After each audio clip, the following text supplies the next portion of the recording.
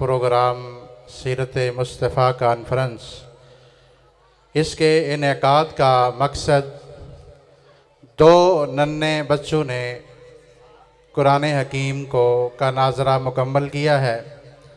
इस खुशमसरत और पुरवकार मौका पे हमने इस प्रोग्राम का इनेकाद किया है।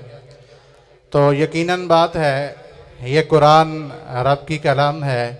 इसको पढ़ना, इसको समझना, इस पे अमल पैरा होना हमारा सबसे पहला फरीज़ा है। रब ने कुरान को हिदायत के लिए नाज़िल फरमाया और मेरे प्यारे पैगम्बर अलैहिस्सलातु वस्सलाम को कुरान मजीद की तफसीर के लिए अल्लाह ताला ने मबऊस फरमाया। तो प्यारे पैगम्बर अलैहिस्सलातु वस्सलाम ने कुरान के नज़ूल के बाद सबसे पहला काम यही किया कि आपने अपने सहाबाए किराम रिज़वानुल्लाहि अलैहिम अजमाइन को कुरान पढ़ाया। कुरान पढ़ेंगे तो कुरान समझ आएगा।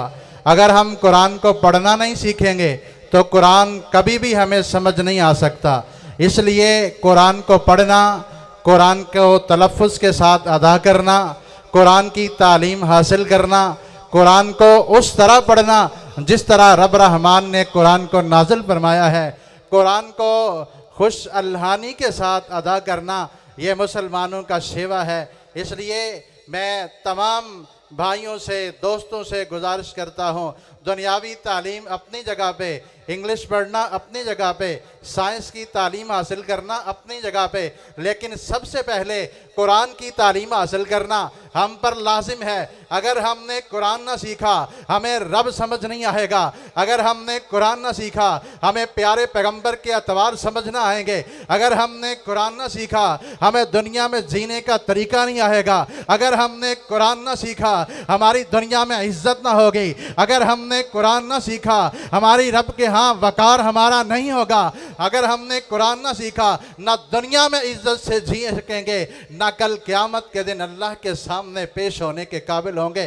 तो हज़रात, हमें चाहिए अपने बच्चों को इंग्लिश पढ़ाने से पहले सबसे पहले हम अपने बच्चे को कुरान पढ़ना सिखाएं। और कुरान की तालीम हासिल करने के लिए हम अपने बच्चों का बंदोबस्त करें, कोई कारी का बंदोबस्त करें, मदरसे के अंदर भेजें, मस्जिद के अंदर तालीम के लिए भेजें। ये हमारा पहला फ़र्ज़ है। हमने औलाद को पैदा कर लिया, पैदा करने के बाद ये नहीं है कि उनको उनकी नश्व नुमा करें, खिलाएं पिलाएं, तालीम ना सिखाएं। कल क़यामत के दिन अल्लाह के यहाँ हमें इस बात का जवाब देना होगा कि क्या तूने अपनी औलाद को कुरान पढ़ाया कि ना पढ़ाया, क्या तूने अपनी औलाद को रब का कुरान पढ़ने का तरीका सिखाया कि ना सिखाया। अगर मैंने सिखाया होगा तो मैं अल्लाह के दरबार के अंदर सुरखरू हो जाऊँगा।